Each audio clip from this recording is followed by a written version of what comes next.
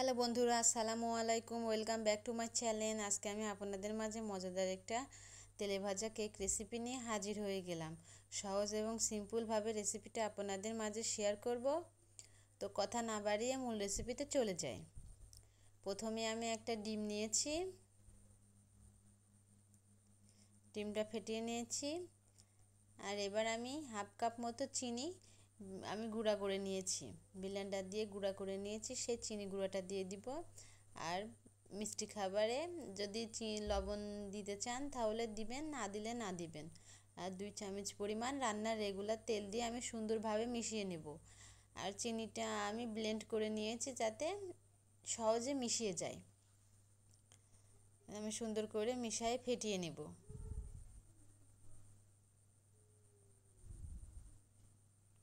দেখুন আমি সুন্দরভাবে ফেটিয়ে নিয়েছি। এবার আমি ময়দা দিয়ে দেব। 1 কাপ পরিমাণ ময়দা আমি দিব, একবারে দিব না, অল্প অল্প করে দিয়ে মিশিয়ে নিব।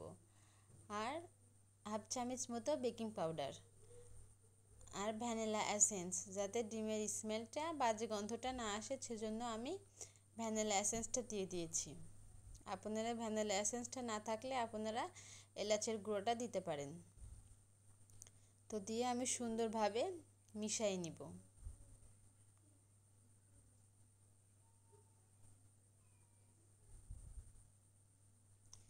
দেখুন আমার সুন্দরভাবে মেশানো হয়ে গেছে। এটা আমি 10 মিনিটের জন্য রেস্টে রেখে দিব।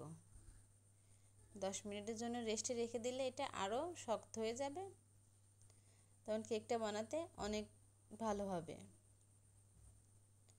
তো দেখুন 10 মিনিট পরে আমার মিশ্রণটা সেট হয়ে গেছে। এবার আমি একটা একটা করে বানিয়ে নিব। আমি হাতে তেল লাগিয়ে নিয়েছি। আমি অল্প করে মিশ্রণটা নিব, নিয়ে হাতের তালুর সঙ্গে এভাবে গোল করে নিয়ে চ্যাপটা করে নিব।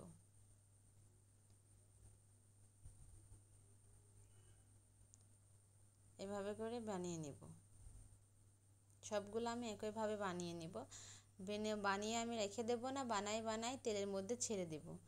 দেখুন আমি প্যানে তেল দিয়ে দিয়েছি, তেলটা হালকা গরম হয়ে গেছে। এবার একটা একটা করে বানিয়ে আমি তেলের মধ্যে ছেড়ে দিব।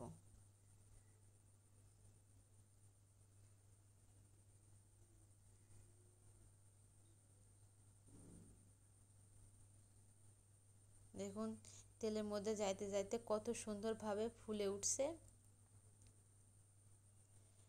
তেলে ভেজেও অনেক মজাদার কেক রেসিপি তৈরি করা যায়। অবশ্যই ট্রাই করে দেখবেন। তৈরি করে অনেক দিন সংরক্ষণ করে রাখা যাবে।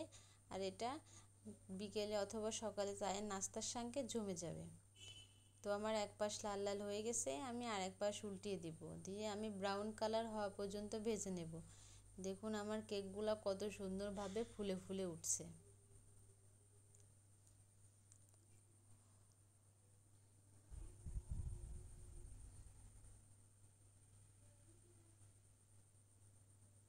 আমি সবগুলো উল্টায় নিয়েছি। এবার আমি ব্রাউন কালার হওয়া পর্যন্ত ভেজে নেব। ধরুন আমার কেকগুলো কত সুন্দরভাবে ভাজা হয়ে গেছে আর ফুলে ফুলে ডাবল হয়ে গেছে। তো আমার এগুলো ভাজা হয়ে গেছে। এবার আমি তেল ছেঁকিয়ে উঠায় নিব।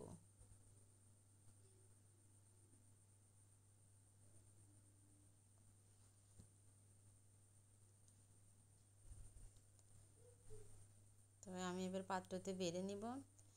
দেখুন কত সুন্দর একটা কালার আসছে আর কতগুলা হয়েছে। একটা ডিম দিয়ে কতগুলা কেক রেসিপি তৈরি হয়ে গেছে। আপনারা অবশ্যই ট্রাই করবেন, ট্রাই করে দেখবেন, ভালো লাগবে। আর এটা তৈরি করে আপনারা সংরক্ষণ করতে পারবেন। আর এটা খেতেও অনেক মজা। এটা বাচ্চাদের টিফিনের সঙ্গেও দিতে পারবেন। তো আশা করি আমার রেসিপি আপনাদের ভালো লেগেছে। ভালো লাগলে আমার পাশে থাকবেন, সাপোর্ট করবেন। এমন নিত্য নতুন রেসিপি নিয়ে আবার আপনাদের মাঝে আমি হাজির হয়ে যাব। ধন্যবাদ বন্ধুরা। আল্লাহ হাফেজ।